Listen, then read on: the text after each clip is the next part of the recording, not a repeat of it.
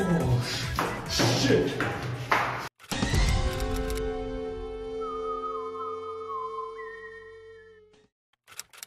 जवानी एक ऐसा जोश है जिसका नशा सभी लोगों को चढ़ता है। ये कहानी है जयपुर के पास एक छोटे से जिले दूदू की, जो ऐसे ही एक हादसे को दर्शाती है। तो ऐसे मौकों पर सावधान रहिए, सुरक्षित रहिए। अरे सर सर सर सर, ये एंड में बोलना था।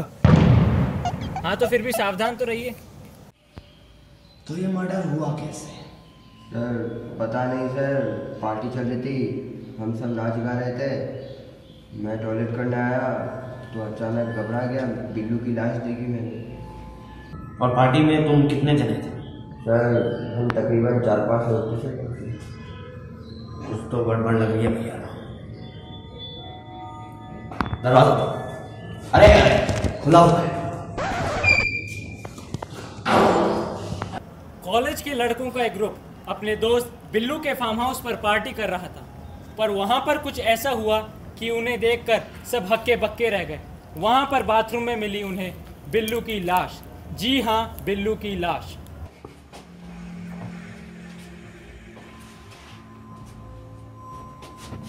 लाश कहीं नजर नहीं आ रही है भैया। सर मुझे लगता है इन्होंने लाश को फ्लश कर दिया है। चलो बाहर।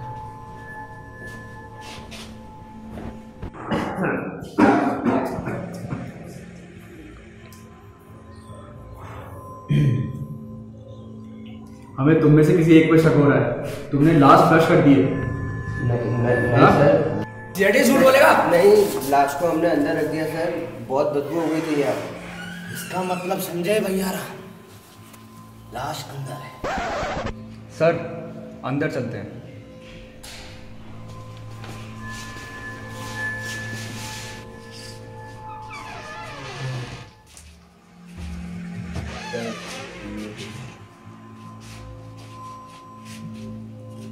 भैया राम, तो ये लाश है।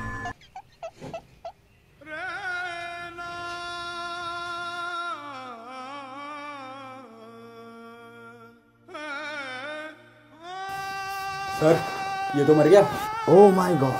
लेकिन सर ये तो लाश है। तू सिखाएगा सीआईडी को?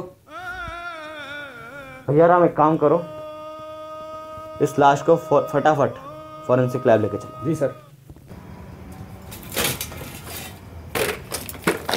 इस तरह का वाकया किसी को भी मोम की तरह पिघला कर रख सकता है। डर की आंधी और हड़बड़ाहट का तूफान जॉनी से आकर लिपट जाते हैं। आओ पादुमन आओ, मुझे तुम्हारा ही इंतजार था।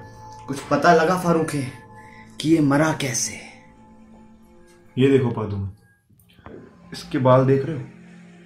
बाल से लेकर पूरे पैर तक इसकी बॉडी को मैंने पूरी 10 बार चेक कर चुका हूं। इसकी बॉडी पे चक्कू छोड़ो मच्छर के कांटे तक का निशान नहीं है। पर क्या फारूक है? मुझे इसके फेस से यूरिन का सैंपल मिला। इसका मतलब समझ रहे हो तुम पादुमन? वो दरिंदा इसको मारने के बाद सेटिस्फाई नहीं हुआ, वो इसको मारने के बाद इसके ऊपर बेरहमी से मूत के गया। ये तो अलग सा केस लग रहा है फारूक है। मूतने से मौत, यूरिनल मर्डर। नहीं सर, मरने की वजह कुछ और है। इस लाश को जहर देके मारा है सर। और सर ये जहर कोई आम जहर नहीं है, और ये कातिल भी कोई आम कातिल नहीं है सर। इसने इसको मारने से पहले बहुत रिसर्च करी, और ये एक ऐसा जहर लाया सर, ऐसा जहर जिसके बारे में आप सोच नहीं सकते, और आपको सुनने के बाद भी यकीन नहीं होगा सर, क्योंकि ये जहर है ही ऐसा। बहुत खतरनाक जहर है सर ये। इसको खाने के बाद मौत नहीं होगी।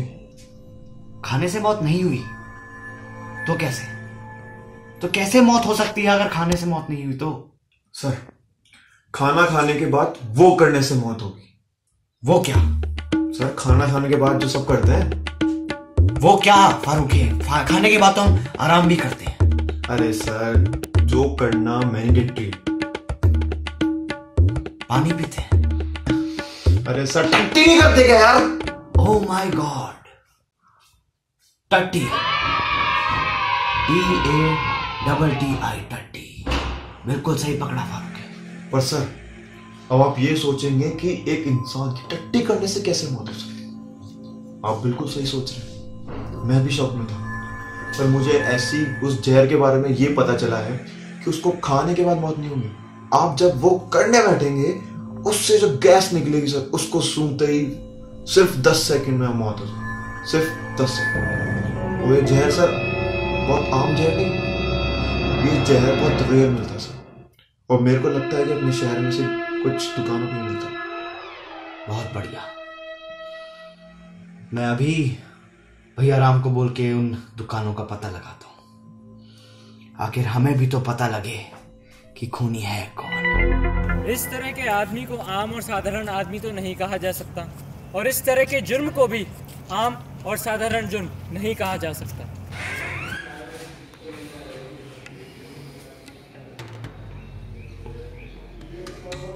भैया राम, पता लगाओ आखिर ये पॉइजन मिलता कहाँ पे है।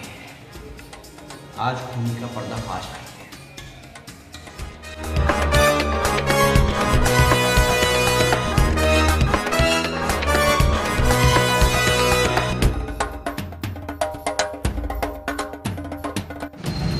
हेलो जी सर, मुझे कुछ बंदों के नाम पता चले हैं जिन्होंने ये पॉइजन खरीदा था। अब आप बताओ क्या करना है। तो भैया राम एक काम करो, उन सब लोगों को वहीं बुलाओ जहां पर इन सब की शुरुआत हुई थी। हमको पता लग चुका है कि खूनी कौन है और वो यहीं मौजूद है। भैया राम, लिस्ट लेके आओ।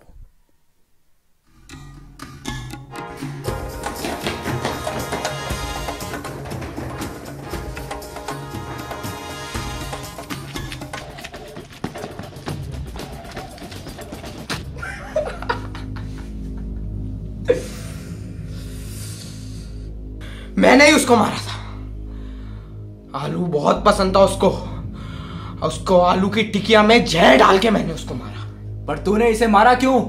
एक बार मैंने भी घर पे पार्टी रखी थी, मेरे सारे दोस्त आए थे उसमें, पर उस रात मैंने पात दिया था। फिर इसने मेरी मजाक सबके सामने उड़ाई। इसने बोला कि इसने जहरीला पाद मारा है। उस दिन से आज तक मेरे घर पे कोई नहीं आया, और मैंने उस दिन सोच लिया था कि एक दिन इसका बदला मैं इससे जरूर लूंगा। इसलिए मैंने इसकी टिकिया में जहर वाली गोली मिला दी थी। तुमने ये मर्डर कर तो दिया, लेकिन तुम ये भूल गए कि ये मर्डर करने से तुमने कानून का हाथ में ले लिया। कानून को हाथ में ले लिया। अब तुम्हें फांसी होगी। नहीं साहब माफ कर दो, ले जाओ साहब माफ कर दो साहब, मर रहा नहीं है साहब। आपसे फिर मुलाकात होगी CID पेट्रोल में। तब तक अपना ख्याल रखें और याद रखें, दूसरों के साथ किया गया मजाक कभी कभी खुद पर भारी पड़ सकता है। सबक एक को, सीख हम सबको, और अपने बाथरूम में ओडोनिल जरूर लगाएं। जय हिंद।